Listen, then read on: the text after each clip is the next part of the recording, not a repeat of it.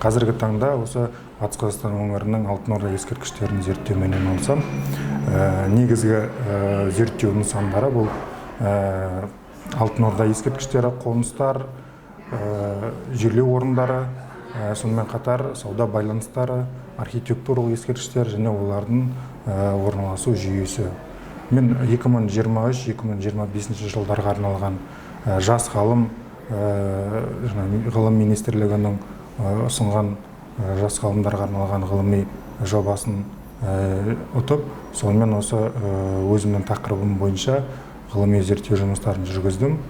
Нәтижесінде біз Батыс Қазақстан өңірінде бірнеше алтын ордалық қоныстарды, бірнеше жерлеу орындарын және болжалды сауда жолдарын анықтадық.